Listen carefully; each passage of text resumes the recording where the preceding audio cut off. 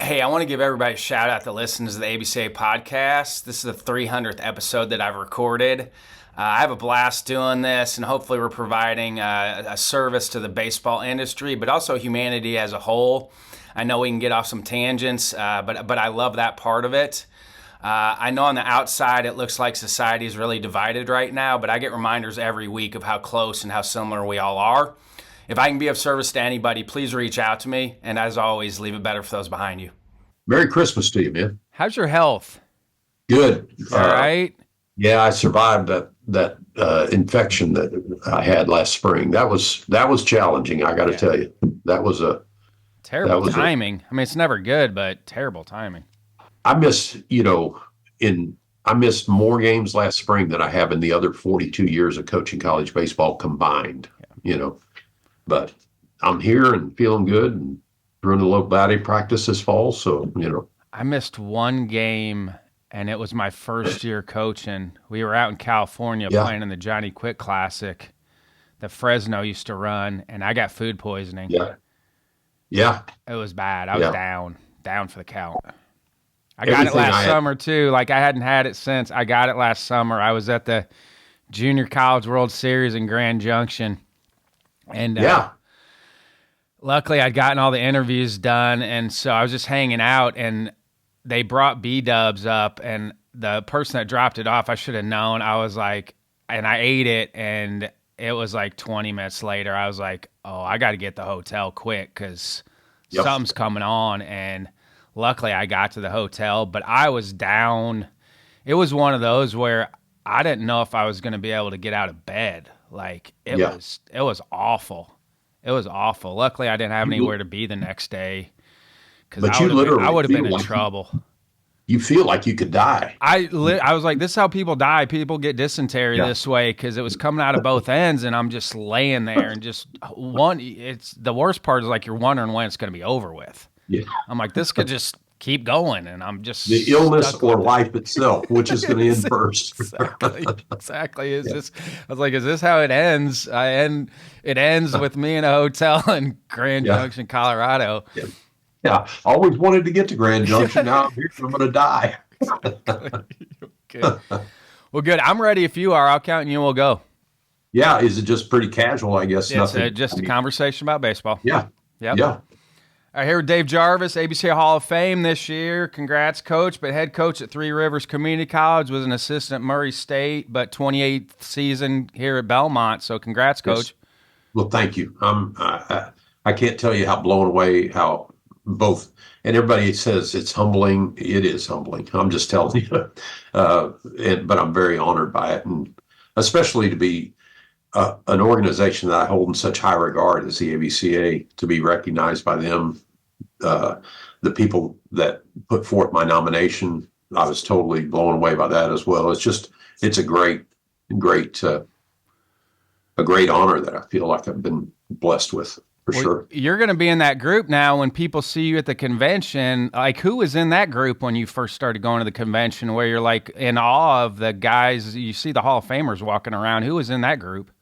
Oh, the Paul Scalinas, Gordy Gillespie, of course, Ron Polk, Cliff Gustafson, you know what I mean?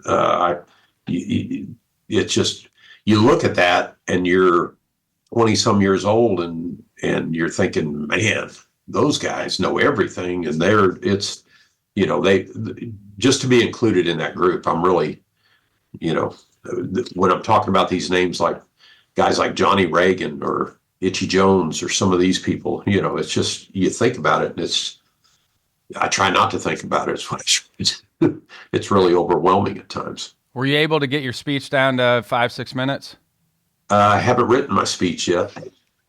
If I'm being totally honest, we've had a lot going on program wise this fall. And so I figure that's something over Christmas when it slows down.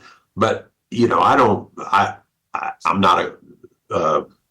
don't hate public speaking, but I don't really like it that well. I'll try to keep mine in that 6-minute time frame pretty easily, I think, because I just really want to thank some of the people that gave me my start. And, in 43 years of coaching college baseball, I have worked for two different coaches that hired me as an assistant. So I spent 6 years as an assistant coach during that, which, by the way, were probably 6 of the best years of my life, because you're not nearly as, stressed out as an assistant coach. You know what I'm talking about, right? And then I've had 3 athletic directors in 43 years, all great men, great athletic directors, unbelievable accomplishments on their own, standing. So I want to thank those people. I want to thank my assistant coaches, and so it's not going to. I don't think it'll take me a long time to do that, but I'm grateful for it.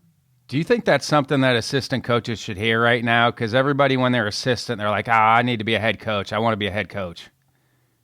Yeah, I think they should hear that, because I've been really fortunate here. As you well know, some of my assistant coaches have stayed with me for a long time here at Belmont. Started out with somebody like Chris Modelmog in the beginning, but then, I get a guy like Jason Steen, who's now back with me now for a second stint. He stayed with me for a long time. Scott Hall was another long-term assistant, but then Aaron Smith, 14 years, Matt Barnett, 17 years. I've really been blessed with some long-term assistant coaches, but throughout my career, I've had just unbelievably good assistant coaches that have made me look a whole lot better than I probably really am. Well, you guys have a perfect combination there, because you have a great private school, but then you're right in the middle of Nashville. Yeah, Belmont, of course, is a world-class educational opportunity for these kids. It's a great environment. It's a great learning environment. And then you put that inside the city of Nashville and where we're located. That makes the cost is probably our biggest prohibitive or biggest hindrance. When you're $60,000 a year, that can get in the way of some of your recruiting for sure. But then, when you look at some of the positive things that we got a lot of really good things going on. And to be honest with you, even more so than like when you were a player, because I remember you as a player in that age group, or I was a player, kids want to be in a place like Nashville now more than they did back when we were going to college, right? I was thrilled to go to Jonesboro, Arkansas, and play at Arkansas State. I thought I was in the big time, going just to Jonesboro. So, it's a good place to be and a good school to do it at, for sure. Do you have any on your roster that have gone through the music program at Belmont? Oh, yeah. Yeah, I've had several kids that have gone through it and gone through the music business program as well. We've had 2 or 3 kids that have actually reached some level of fame or fortune, in the music industry as well. We've got one young man that a lot of people haven't heard of, but his name's Wes Langlois. He was one of the first kids that I had back in the early 2000s that went through our music program here, and then has had a lot of success as a musician and a guitar player, things like that. Was in a movie about Hank Williams here just a few years ago, and played a pretty good role in that as well. And then, you skip forward to, Brian Kelly, BK, with Florida Georgia Line. He's half of Florida Georgia. He's the Florida half of the Florida Georgia Line duo, and their success, man. They took off when they dropped Cruise. I had seen him just about a month or two before the song Cruise dropped, and he told me, he said, "Coach, man, we got some really cool things getting ready to happen. I got a feeling here." And 2 months later, I hear Cruise, and boy, they took off like a rocket ship. And then another guy it's from more of a folk pop, techno kind of band, but we've got Judah Akers, who is kind of a lead in Judah and the Lion, they've had a lot of success, even on a worldwide stage where they're touring places around the world and doing a lot of really cool stuff. And all 3 of those guys are just wonderful men that I'm just proud to be affiliated with, for sure. Speaking of an assistant, when you're an assistant at Murray State, when did you figure out that my dad had thrown the pizza boxes off the bus? we actually saw them putting them off, and we were plotting because we were all hungry. We didn't get post game meals, in that back in that day, and so when we saw your dad setting those pizzas off, we were like, yes, we're eating for free tonight. You're being too kind for people. There's a lot of people don't know this story, but my junior year, we go to Murray State. We always played Murray State home and home, and so we were going down there. We had a hard time winning at Murray State, and we messed up a first and third play late and got beat. And I get on the bus, and our trainer had put the pizza boxes in my dad's seat. And at that point, you're too scared to even do anything. Like, should I grab a box and take it? Because I knew what was going to happen. And I should have just picked them up and moved them across the aisle, and we would have been fine. But as soon as he got on the bus and saw those boxes on his seat, he flung. You're being nice. He threw them. He didn't set those down. He frisbee tossed those off the bus. So, well, he put them off in such a way that they didn't leave the box and hit the pavement. I will say that they were still inside the box. So my kids are running. They're all scrambling down there. As soon as that bus pulls off, they're not even out of the parking lot yet, and we're gathering up pizzas and taking them back to the dugouts. The good thing is Murray's close to Evansville, so it wasn't that big a deal. But that's stuff you can't do now. You could, nor should you. Hopefully, my dad's listening. Dad, you shouldn't do that to people. Well, I can't say I haven't done the same thing, but your dad's always been one of my favorite guys. I mean, we kind of come from that same old school baseball, hardcore mentality, and there I knew what he was doing, because there's been a few times when I haven't fed teams, because that was one of the things that you were sending a message to your roster. You weren't trying to mistreat anybody in any way whatsoever. You're just trying to send a message about winning and what's not acceptable, And I hear my dad right now, if he's listening, he's like, well, if they wanted to eat, they should have played better. That's right. They should have executed that first and third play a lot better, is what they should have done. How's the switch to the Missouri Valley been? It's challenging. I mean, it's a really good league, as you well know. You've been around the league enough to know that it's a really good league. Indiana State has just been so good these first 2 or 3 years that we've been in the league. So talented. Mitch, of course, just a tremendous teacher and coach, and runs such a good program now that he's moved down to South Florida, and you got Tracy Archuleta coming in, and he does the same thing, same guy almost. Tracy does a great job. They're both really good baseball coaches. Missouri State, with all the tradition and the success that they had over there under Coach Gutton, another really good program. And you can go on and on and on about it. I've had the really good fortune. I've been in 3 different leagues as a head coach here at Belmont. We started out in the Atlantic Sun Conference, which was a great league as well. It was 7, 8, 9 ranked conference in the country during those years when we first were getting in.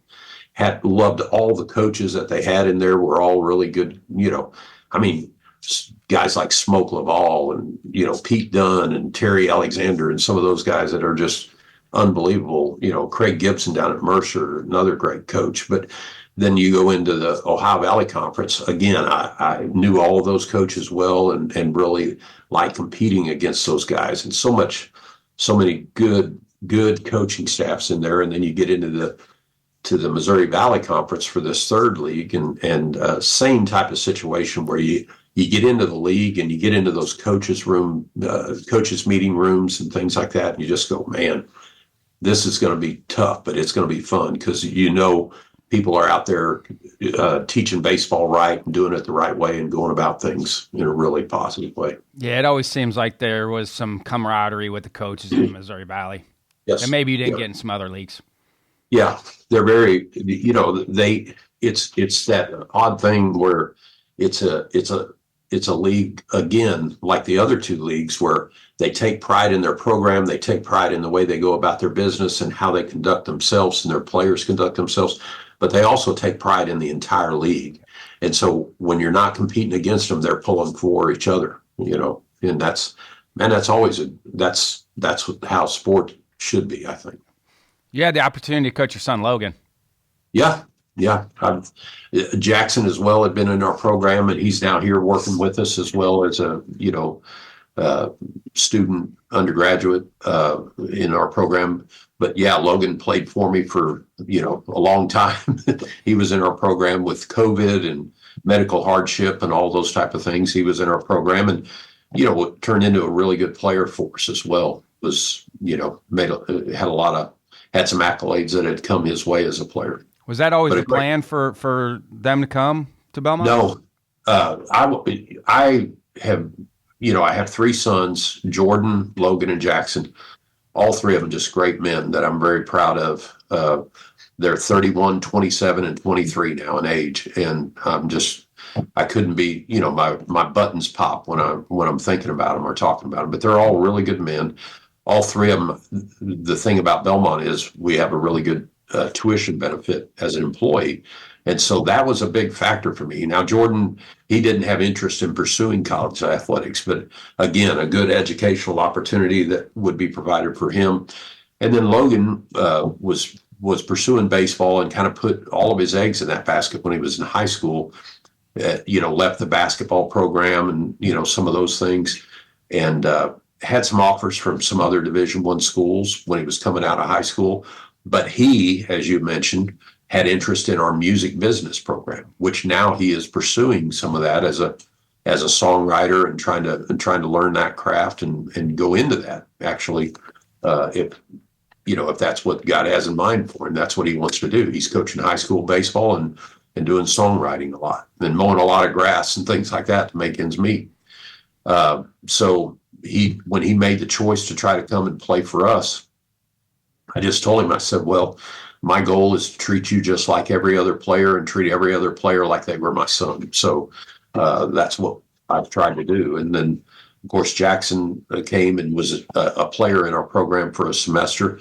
And then due to he got caught up in the 3 years at a junior college during COVID.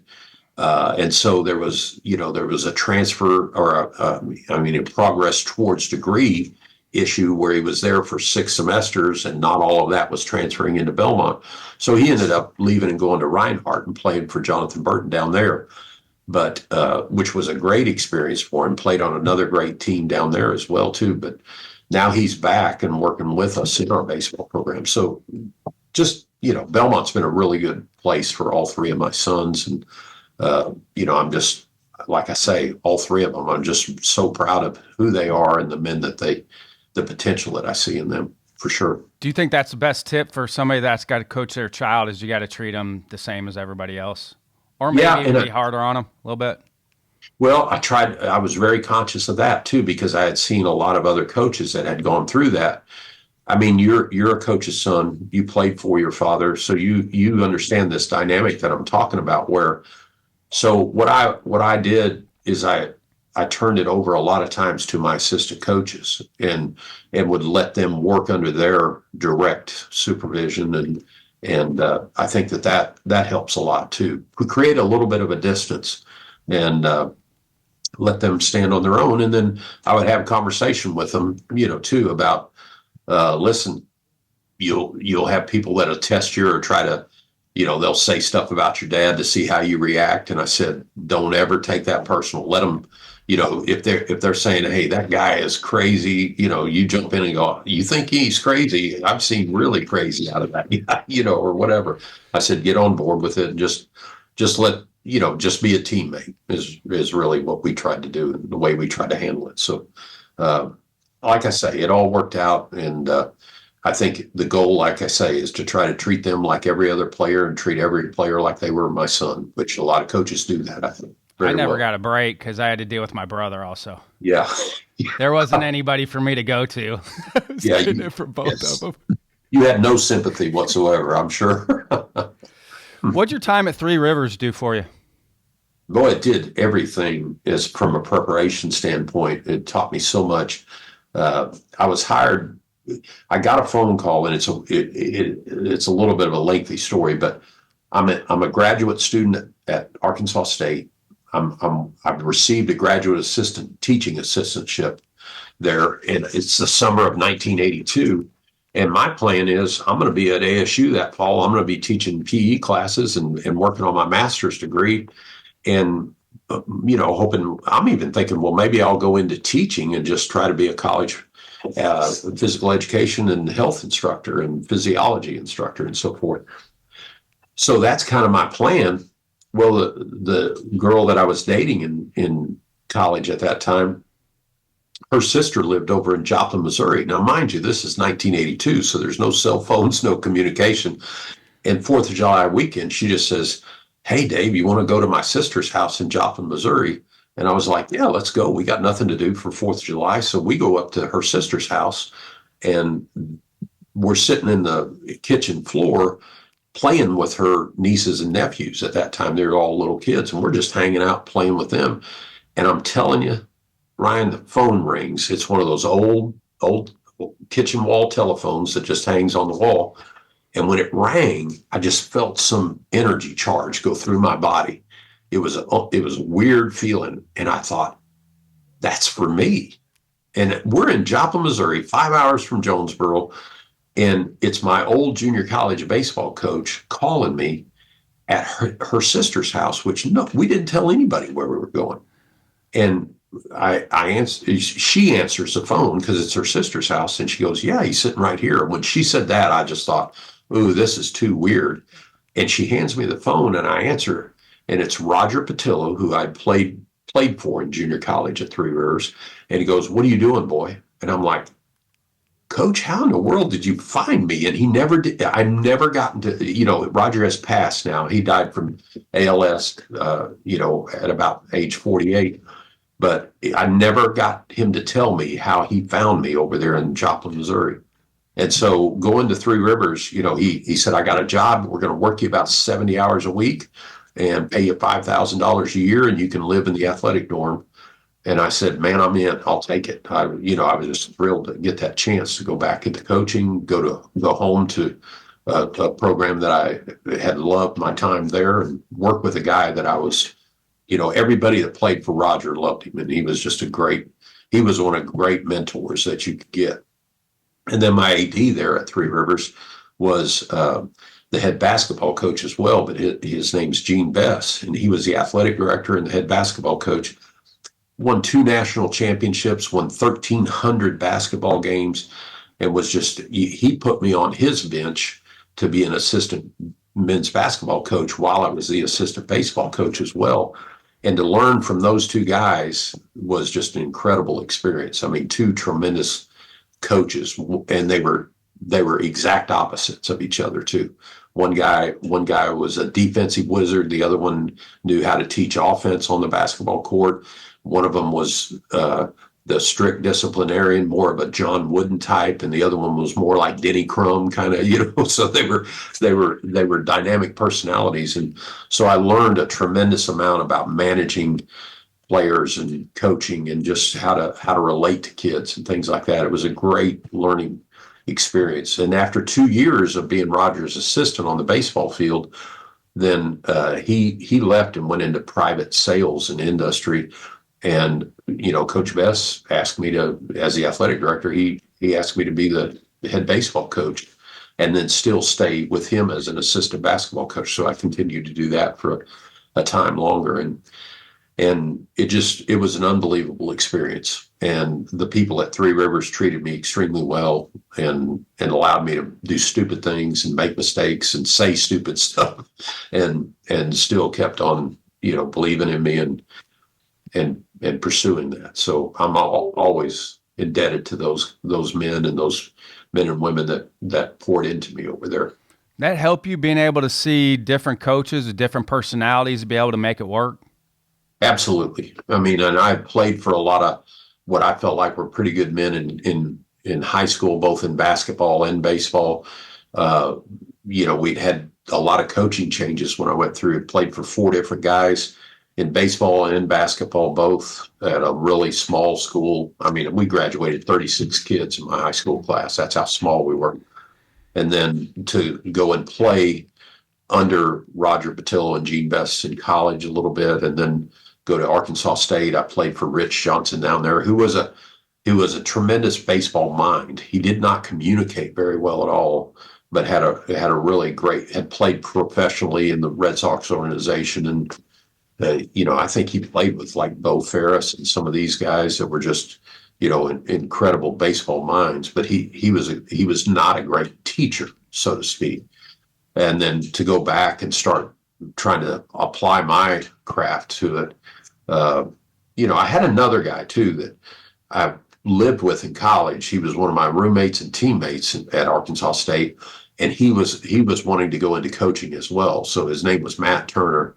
He's now a football coach. He's been a football coach in the state of Texas for forever, high school football coach. He's been parts of, both as a head coach and assistant of state championships down there and so forth.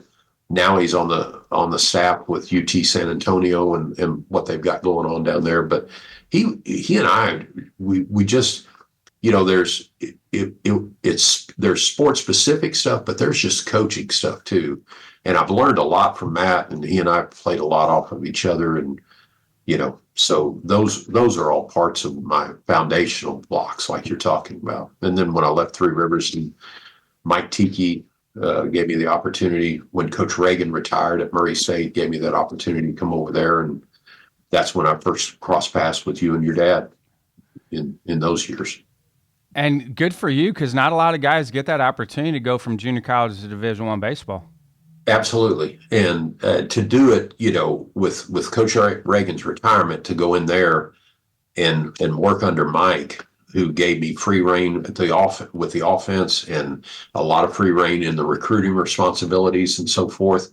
Mike did a lot of wonderful things for me in my time there. And to be honest with you, this as well as I do, Coach Reagan had just retired, so he was still around the office a lot. He had grown up in a little bitty town in southeast Missouri, very close to where I had grown up, and so we had a lot in common in that regard, and became another really good mentor and a friend to me up until his death, many years later. So I'm very proud to even say that I have that type of relationship with Coach Reagan, where we'd go to ABCA conventions and I'd get to room with Coach Reagan. And I can still remember one night down in Dallas, he goes, "Dave, my cardiologist says I have to have a glass of wine before bed every night. So he said, will you come downstairs and have a glass of wine with me?" And I was like, "Yeah, absolutely. I don't even like wine, but I'll go down there and have a glass." So great memories, in those areas. Did you have to adjust your recruiting at all going from Murray State to Belmont? Two different type of schools. Did you have to adjust recruiting wise? When we first got here, Chris Malabog was my assistant coach that came with me from Murray, and he and I took the job June 1st of 1997, and we didn't have a full roster in any shape. So he and I both had junior college playing backgrounds, and I had coached in junior college. So we went out and hit a lot of junior college kids that first summer. And Belmont, academically, it had some more challenges to it than a Murray State did. I will say that. But we were able to put together a good enough roster that we went out and had a winning record that very first year, which, I'm very proud of that, and the job that Chris the other thing that when we got here was Dave Witten, who had been the head coach here for 36 years at that time, stayed with us and was our pitching coach that year and a part of the program. And that was a tremendous asset as well, too, to have him and his Belmont ties and knowing his way around the university and so forth.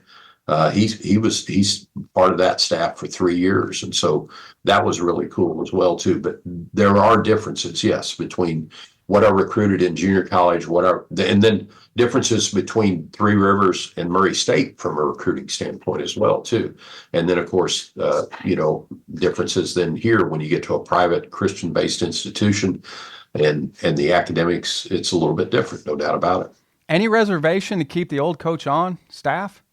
Oh, Coach Witten? Yeah. Absolutely not. I had reservations. That's why you're great, by the way. You're one of the best we have in the game, honestly. I don't know a lot of guys that would do that, honestly. Well, I had some reservations, and Mike Strickland, who had been my athletic director at Murray State for 4 years, when Belmont made the decision to go from NAIA all the way to Division I back in '96, nobody was doing that, Ryan. Nobody was making that big of a jump. And Dr. Trout at that time had just decided that he wanted to take Belmont athletics all the way to Division I in one fell swoop. Well, in order to do that, I would say I believe he thought it was a good idea to go find an athletic director that had Division I experience at time. Well, lo and behold, he hires Mike Strickland from Murray State to come down here and implement and build an athletic department. And before Mr. Strickland had left Murray State, he took me out to lunch and said,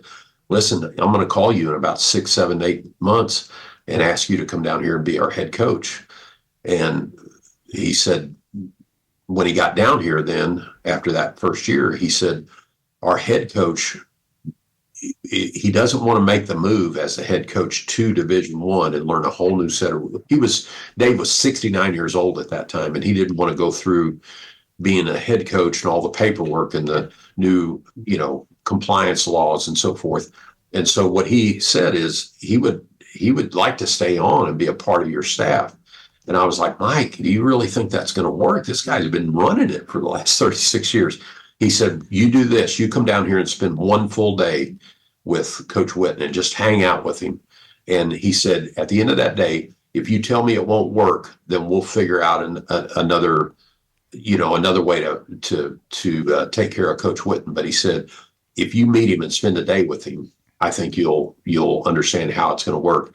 And of course, I come down here and spend the day with Dave Witten, who was such a tremendous mentor for me in my life then, because as humble, had been doing it forever, had played pro ball in the Washington Senators organization, but one of the finest human beings. And then he and his wife, Martha, became dear friends to me. And I've got their picture on my wall right here, right now, the two of them, because even up until Dave's passing when he was 84 years old, and then Martha and I, she was the biggest baseball fan and Atlanta Braves fan that I ever knew. And she and I would talk on the phone constantly, and I'd try to get over and see her in Murfreesboro every chance that I could. So that ended up, I'm telling you, Ryan, becoming one of the biggest blessings in my life, because it was the beginning of a wonderful friendship and relationship with those two people.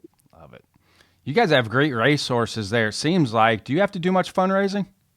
Well, I tell you what, we started out doing fundraising when I first got here, and you'll laugh about this because you were competing against us.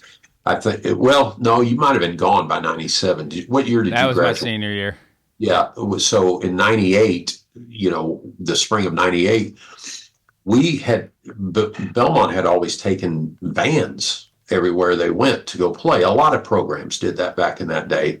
But one of the things that I was, a part of there at Murray is Coach Tiki and I decided we wanted to try to take a bus. So we started doing a little bit of fundraising to offset the cost difference between 3 vans and one bus. And so I found an old bus company out of Clarksville, Tennessee, that it was just, it's kind of a hokey story.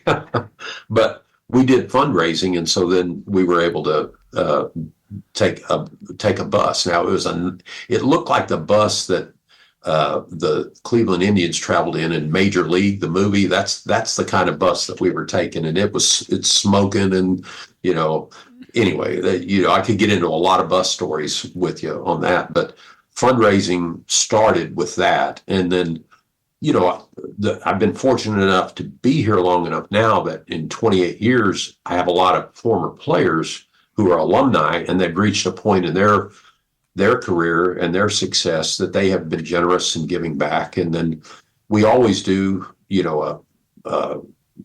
reach out with our players, where they'll reach out to 15 or 20 moms, aunts, uncles, grandpa, and they'll send us some checks and things like that. So we do those type of little fundraisers. But then we've had a lot of really good friends of the program, both either alumni that are connected in that way, or people that I've been able to develop relationships with since we've moved here to Nashville. And so I don't see myself as a great fundraiser, but I've been really blessed. You're great at relationships, though, and that's fundraising. You're great at relationships.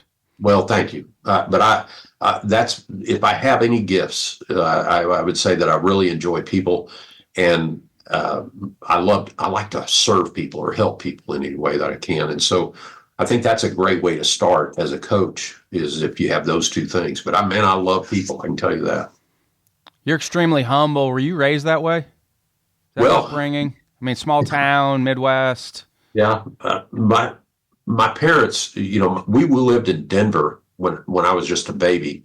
I have 7 brothers and sisters, 5 of them older than me, and so my father was a high-rise construction worker that had a terrible accident on the 8th story. He was a guy that walked the I-beams, walked the girders. Well, he had a fall and broke 7 vertebrae in his neck, and they told my mom he wasn't going to live. And then a couple of days later, they said, well, we think he might live, but it'll be a quadriplegic. And then, a month or 2 later, they said, well, we think he'll be paralyzed from the waist down, but we're starting to see some activity in the upper body.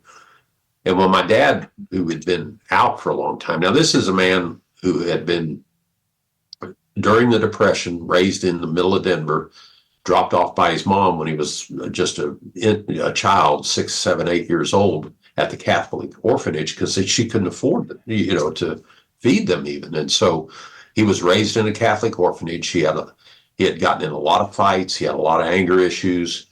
A priest it's kind of like a classic story where one of the priests saw something in him, turned him into a boxer.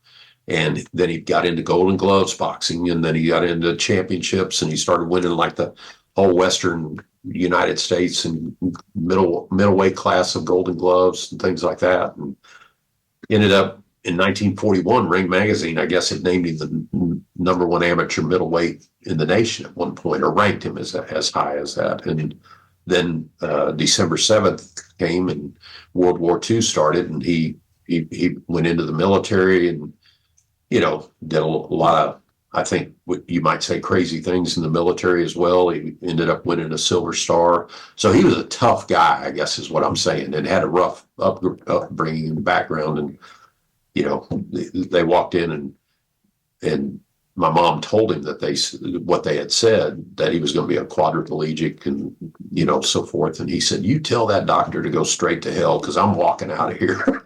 So 2 years later, he walks out of the hospital, which we all know that, that type of determination doesn't heal a severed spinal cord, but that type of determination can get you through a lot of things and take you a long way. And so a large family, we moved to Missouri, bought a 160-acre rock farm is what I call it. And I grew up 7 miles or 7.5 miles down gravel roads out in the middle of nowhere is what I would say. We were 7.5 miles from a town of 300 people. And that was city to me, So when you say humble, we were poor. And it's one of the greatest blessings that I've ever had, is to have the 7 brothers and sisters, the parents that I have, and to grow up on that rock farm in Southeast Missouri. Because you just learned a whole lot of things, and you learned how to do more with less. You learned how to get by. It was a great. I look back on that so fondly, and I feel so fortunate to have the family that I have. But none of them knew anything about sports. My dad didn't really know sports. My mom didn't. None of my older brothers and sisters cared anything about sports. So I'm out here. Plus, I was surrounded.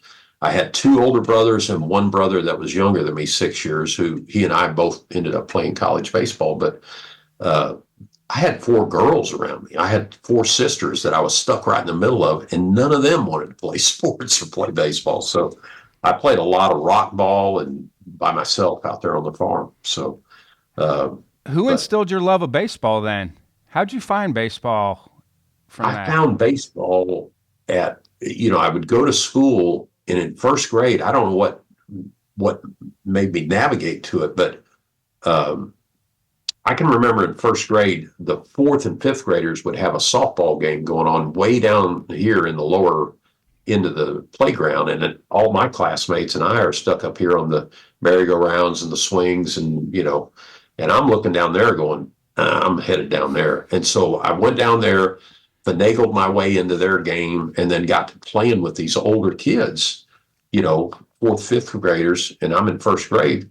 Well, the next thing you know, I'm playing well, and I'm keeping up with them, and they're accepting me then into the game. And I think that was just the beginning. It was just, I just wanted to play ball. I'd play baseball. I'd play basketball. I'd play football. You got a ball, I'm in. And I'd play. And so how I found it, I don't know. You didn't get a lot of games on television. We lived out in the middle of nowhere. So we had one channel that we got regularly. And if it was cloudy enough, we might get a second one, partway. So I watched a lot of these games where it's nothing but just snow and you can't tell. I can remember watching football games on TV growing up, and I'm probably 5 years old, 6 years old. And it's the picture is so bad you can't tell who the home team is and who the visiting team is. But I'm fired up and I'm loving it. So I just couldn't get enough sports. And the ironic part is all 7 of my brothers and sisters and both my parents are just voracious readers and more intellectual than I am. And they talk, we get together at Thanksgiving and they talk about they're reading this author or that author. And, that's just not who I'm just wired differently than they are. My parents used to buy Sports Illustrated just to try to get me to read something because I wouldn't read anything unless it was about sports. So. Hey, I do want to thank you during COVID. You let us host a Barnstormer. We were scrambling during COVID, and I do want to thank you. It was the sites, you're not technically off campus, but enough off campus. And so I do thank you because we were scrambling that fall to get things in. We were honored to have you guys. That was, that's a good thing. I love what you guys do with that. And my assistant coaches at that time were a good part of what you guys had going there and did a good job with that. Coach Smith, Coach Longshore, I believe, was with me at that time. Coach Longshore's on the pitching hot stove this year. Yeah, well, he's in the fold. He's been put on the major league staff with Cleveland, and so very, very happy for Caleb and proud of him, and just he's just a good dude, man. Yes. Good country boy from Alabama. Are you still heavily involved with the catchers and the hitters? Yeah. Coach Steen and Coach Craig, our third assistant, do such a great job with our hitting and our approach and everything. I love it. I can't get enough of it. I want to throw BP, and I'm at the batting cage every day, or at the on the field with them every time that we're hitting. So I'm doing more. Jason is handling more of the general philosophy and the offensive approach. I call him my offensive coordinator, and he does a tremendous job with putting together our offense. But I love talking hitting, and I love working with kids and trying to. I leave it to where I do some mechanical tweaks or maybe just some slight adjustments mechanically, but leave most of the lion's share of that to him, because I'm a firm believer that too many cooks can spoil the broth when you're talking hitting, and you don't want to get too many conflicting ideas or voices going on in a hitter's head. I oversee general philosophy of offense and tweak things that I think that we need to do, but I try to let my coaches do their job, and they're all really well qualified and have a lot of experience and success in their background. So you want to really be careful there that you don't get too much going on for young hitters. But catchers, I work with them every day and love it. I really just love working with catching. And catchers are crazy anyway. You gotta love pain to some extent. You gotta love getting dirty and sweaty and all of those things, and just kind of grinding into it. So it takes a special breed to enjoy it. But man, when you get with a bunch of catchers that are like-minded in that regard, the drill work and all this stuff, I love watching good catching coaches too, like Coach Griffin, where Carson Newman does such a great job with catching and catching instruction. And just, you get around guys like that, it's just like, Tim the Tool Man, more more testosterone. And you guys have had good catching. We've been blessed with some really good athletes back there, some guys that do just a great job, and we really take pride in it. We talk about it as a catching core, what our goals are and what we want to try to accomplish, and being that guy that can make a difference in the game, maybe not with his bat or anything else, but just your will and what you can do for a pitcher, and little subtle things to make a pitcher better and to help this guy out because you know him and you know what his needs are and things like that. And that goes from everything to receiving, to fielding the position, to when to pat the guy on the back and when to try to get after him or kick him in the butt a little bit. All of those things are a part of who a catcher is and what they can contribute for sure. And I was trying to see you last year at South Carolina. You were dealing with some health issues, and I'm happy for you now. You said your pre-call, you said you're doing fine with that. Yeah. But how long did it take those guys to wear you down about the taller machine angle on Sunday, which I love. I love I love the longer legs, and I thought it was great that you guys were doing that on Sunday. I thought it was awesome. Oh yeah. I've been big on, we've been putting our pitching machines on the back of bullpen, on mounds and things like that, portable mounds. We've been trying to create some of that angle. Everybody makes these adjustments, but even before you could buy the long legs, and I can remember taking regular legs over to the physical plant and talking to those guys over there and saying, hey, can you get me some steel pipe this exact same diameter so that we can make these legs each, 2 feet, 36 inches longer, so that we can increase and getting guys in the physical plant, explain it to them and show them what you want to do. And they get excited about that. Then they're ready to help you, and we have good people like that here at our physical plant. Does it take your hitters a while to adjust to that? Yeah, it does, especially if you're using any type, now with TrackMan technology and all, you check your spin, and if you create good spin and ride on a high fastball coming out from that, if you create the right type of vertical and downward movement and, so forth, all of those things, I think, translate. All you're trying to do, it's real simple. It's the same thing that we used to do 43 years ago in both baseball and basketball practice. It's the overload theory, where you're trying to create and make practice more difficult than what they're going to see in the game. And that's Coach Best taught me that. I mean, he handed me this blue tackle dummy basically for basketball practice, and he said, Dave, here's what I want you to do. Every time this guy comes in the lane, just hit him as hard as you can with this pad when he's trying to score. And that, I learned the overload theory very quickly. They're doing that with him. But I got to tell you, I was really good at knocking those guys down with that blue pad too. What are some other challenging things that you do that you feel like help? Well, I think that you're trying to test them. A lot of the things that we're talking about from the pitching machine carry over into you want throws to be done properly. You want in and out to be taken properly. Some of these basic teaching tools have been around for 100 years and more, and those do not go out of style. Teach kids, and you create pressure by high expectations and consequences. It can be a little bitty consequence, but it's an agitation or an irritant to a player, as you well know, that conforms or shapes or puts pressure on them to where then they learn how to perform and to do it. And then at some point, you want your players to get a little bit of that edge about them, where it's like, screw the old man, I'm going to do this in spite of him bitching at me or complaining at me or what, you know what I mean?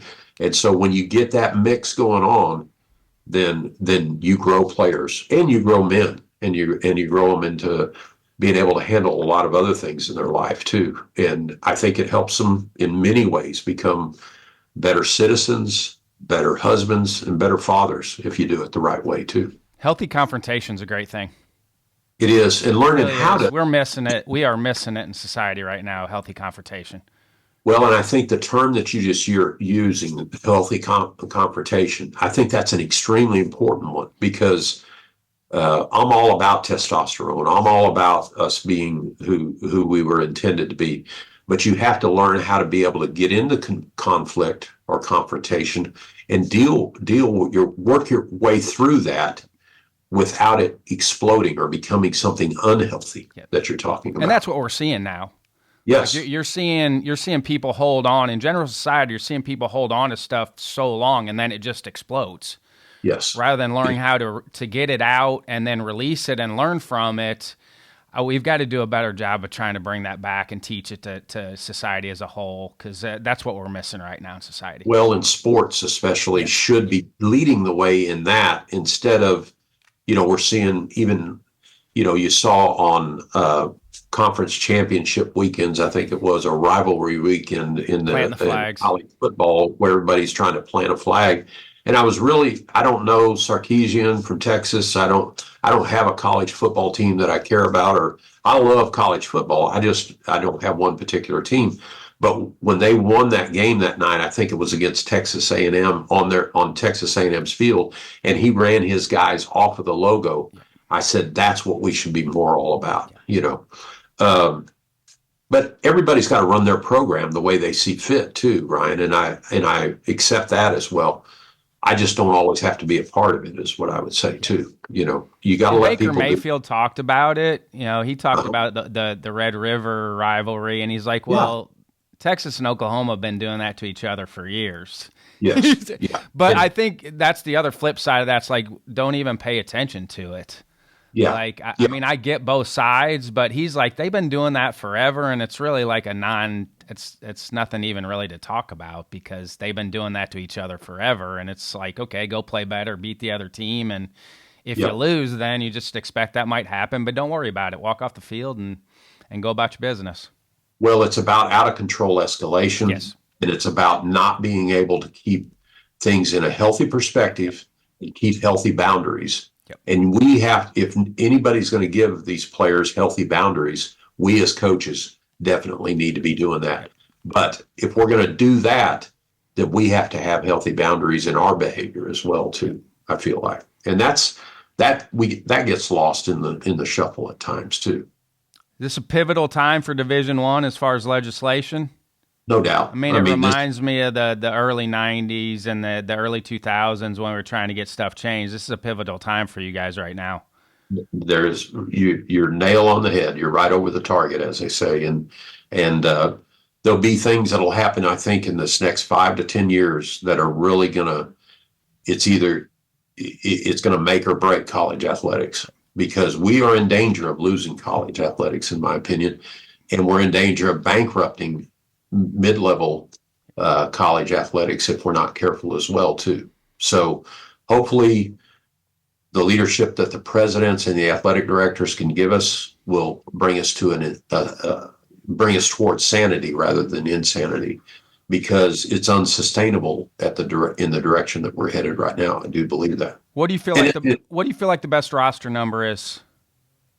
Well, I know that there's a lot of talk with the 34-man roster and so forth.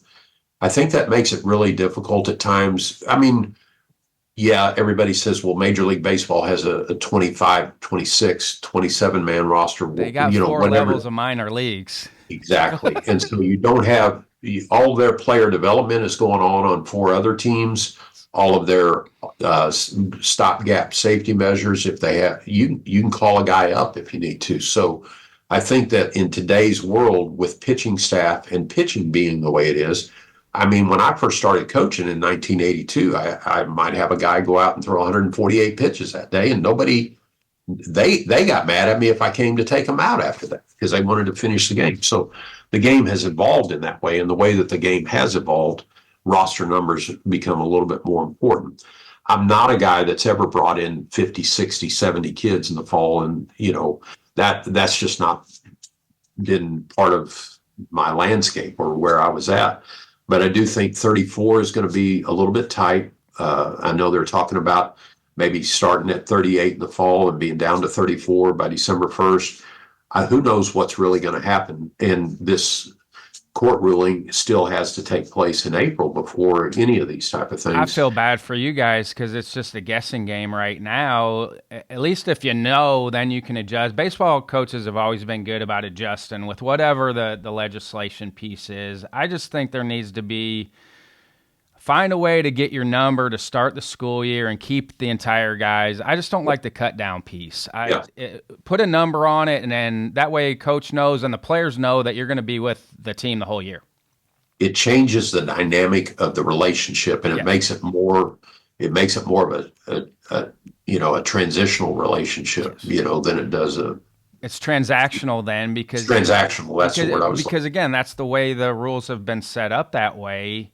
I just don't like the cut down piece. Like, let's get to a good number, and that's what you're going to keep for the whole year. And I think I agree. It cleans a lot of things up for everybody. Well, it makes it to me, it's a cultural challenge. You challenge the culture when you start knowing that we're going to have to try to cut some of this down before we get there. I don't make the rules. I only try to live within them. And so what I would say is this, and I had a young coach ask me this a couple of months ago. He said, "Man, how are you dealing with all this stuff when we're talking about these roster limits, the scholarships, all this type of stuff?" Because you know as well as I do, they're talking about bumping it up to a maximum of 34 scholarships. Well, mid-levels aren't going to get 30. Most of us aren't going to get, my AD looks at me and goes, "Yeah, you got 11.7. Be happy about that," kind of thing. So you're going to have all kinds of discrepancies within your autonomy, or not the autonomy, but the balance of who's got what. But the thing that I would say is this: since COVID, I have looked at it as, well, this is how it is today, and this is what our team's going to look like this year. And what it's going to be next year, we'll deal with that as we start evolving towards that. And it really takes me back, as you mentioned, those junior college days at Three Rivers, where you're turning over at least half your roster every year, and you got some kids leaving because they, my car doesn't work, so I ain't coming back in the spring, or whatever. So, or I got to go to work or whatever. And so you develop some of those skill sets coaching in junior college, because you've always got a lot of turnover, and you've got your roster is never always in flux. Do you think a lot of your career path ends up being some luck? No doubt. Well, for everybody, right? And fortune. I love it. Thank you for checking me out. Fortune. I think coaching at the college it's fortuitous. You've got to be good. You've got to work hard. You got to do everything right. But that does not guarantee you any kind of success. There is fortune involved. Baseball is a very fortuitous sport, in my opinion, just because, you can do everything right, square a pitch up, hit 100-mile-an-hour exit velocity, but it's right at the guy with the wind blowing in to left field, and he catches it easily, or you can stick your butt out, get fooled, gork a ball over the first baseman's head with the bases loaded, and the pitcher beat you in every way possible, but you just drove in 3 runs, Do you have a fail forward moment? You have something you thought was going to set you back, but looking back now, it helped you move forward? Could be personal or professional. Both, probably jobs that I've applied for that I thought, man, I should have had this job. I'd be a finalist. I'd be in the interview process. I'd be down between me and one other person. And I tell you, to every one of these situations, you look at it 10 years later and you go, man, I'm so glad that I didn't get that job that I thought I just had to have, or, so I would encourage younger coaches with that and just say, you know what? And I truly believe this, Ryan, but God's got a better plan for us than we have for ourselves a lot of times. So what are we supposed to do? We're supposed to get up every day, go to work as hard as we can, and do the best that we can to try to let go and not worry about the things that we don't have control over, Have you always been that way, or is that grown with experience? Well, I think my parents taught me a lot of that. My father's accident, you know what I mean? Nothing that it wasn't his fault. It was truly an accident. My mother she was born in a sod house out in the middle of the eastern Colorado prairie, so they grew up with hard knocks, but both extremely intelligent, both very well read. Neither one of them had more than an 8th grade education. And yet my dad taught himself trigonometry and calculus and algebra, so they were very much pull yourself up by your bootstraps and get busy and go do something. And, I think it was my mom that instilled in me, if you're having a bad day or you don't feel good about life, then get up and go do something for somebody else. And I guarantee you'll feel better if you do something for someone else. Where that's the epitome of a servant's heart, in my opinion. Get you out of a funk. Dive in. Just Absolutely. Like with players, if you're not going well, dive into your teammates. Yes. Start picking your teammates up. You'll and that's a karma thing too. The God, the universe, like you start picking other people up, it's going to turn around for you at some point. Yeah, in life and in sports, you reap what you sow many, many times. I agree totally.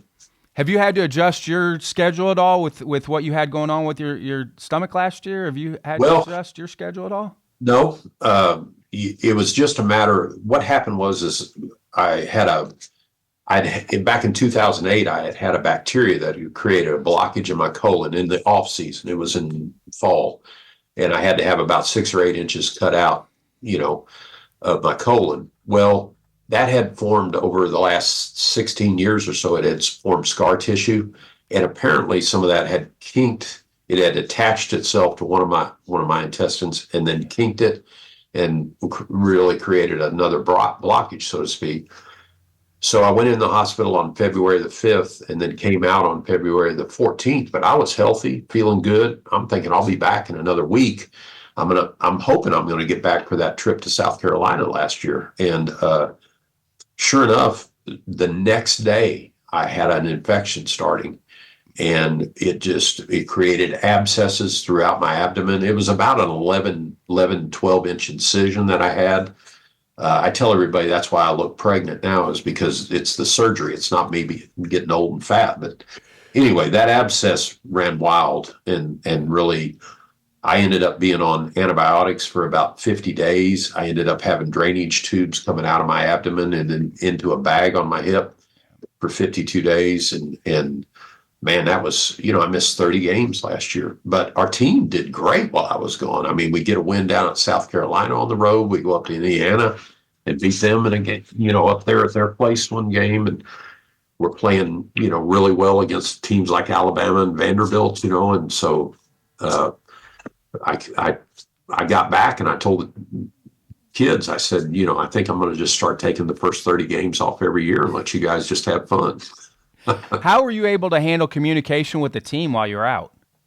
Well, I was still, I would come and I would speak with the team and stay in touch. I would, even after games, I couldn't get in uniform because I had the drainage tubes coming out of my abdomen. But I would come and just sit and watch the games, but I wouldn't participate. I wouldn't dress out. And then after the games, I would at least just make sure that they knew I was still alive and talk with them a little bit and show up, just try to be present as much as I possibly could.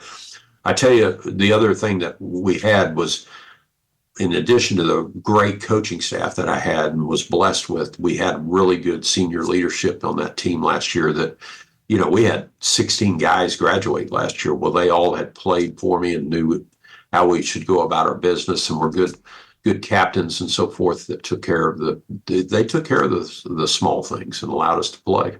Isn't that the hope, though, as a coach, like that they can do it if you're not around? Yeah, doesn't that speak to you and how you have things set up there, because they were able to get after it still, even though you weren't there all the time? Well, this goes all the way back to John Wooden, who was, he was kind of a mentor and someone that basketball coach Gene Bess at Three Rivers that I had worked with, he and Roger Patillo. They would say, if we're doing things right, then when it comes game time, we just let our kids go play and let them do it the way they know how to do it. And so you hope as a coach, that's what when things are going really well and the players are driving the bus, let's just say it like it is. If the players are driving the bus and they're doing a good job with it, the best thing you can do is just sit in that other seat and keep your mouth shut and let them drive the bus right. And so that's what you're always hoping for. And we had really, like I say, AJ Gora, Jason Steen, and Will Craig did a tremendous job in my absence last year. And I think we were just as good, if not better, in my absence as anything. But I was sure excited to get back. I can tell you that. What are some final thoughts before I let you go? Well, just the fact that, one, the things that you and I talked about earlier, some of this new legislation, I have concerns about it. I have concerns about how finances and economics are going to be affecting college athletics, period, not just baseball, but all sports. And of course, baseball is very susceptible to some of these hindrances that we run into, no doubt. It can be an expensive sport at times because of roster size and equipment, things like that. But tuition dollars make up for that. Yeah. Nobody ever talks about it. Administrators don't want to talk about it. The baseball brings in a lot of revenue, tuition. Yeah. but if you start going to 34 scholarships, then you're changing that model. Yep. But I agree with you. I think we had a really sweet spot where we were generating a lot of revenue for universities with our roster sizes and so forth. But the other thing that comes to my mind, or the last thought that I have, is I hear this all the time, and I get this question all the time: is, man, these kids today, and people complaining or griping about, well, how do you think players have changed over your 40 years of doing this? And I'll be honest with you. Parents are different. There's no doubt about that. Parents are probably the biggest problem at times, but these kids are still motivated by exactly the same things. They're motivated. They want to be challenged. They want to be held accountable. They want to work hard. The guys that are doing it right. I have a lot of optimism about our future. I have a lot of optimism about our nation and where things are headed, because these young guys that I'm coaching now, 43 years later, they're smarter, they're more talented, they work hard, they want to be challenged, they want to be held accountable, and so forth. I think things. I have optimism. I think there's sunshine. I get reminders of it all the time about this generation coming up. They get it. They are smart. And they understand about community. Yes. I think that's where they have it ahead of some of the other generation, is they really are involved with their community as a whole. Like, they see the benefit of helping everybody. Amen. And they're rallying each other in this time right now of we're in this thing together. So, well, and some of these kids as well, they're less selfish right now. They are more team-minded. They love being a part. Here's the thing that I see in these young people today is they love being a part of a team, because it's something greater than just all this focus upon them and this focus on self. We're not designed. God didn't design us to be the center of the universe. He designed us to be a part of that thing. And I just have optimism. I'll say it that way. Even at this old age, I believe that things are getting better. I really do. Love it. Thanks for your time, Dave. I always appreciated you. Well, happy for you, man. This is awesome. Really happy for you. Thank you. I love our friendship, and I'm grateful for it, Ryan. And I hope that you'll give your dad my best when you talk to him. I have great memories of him and competing against him at Bossy Field, and just some of those things. And anyway, it was good times. Great memories. Yes. Thank you very much.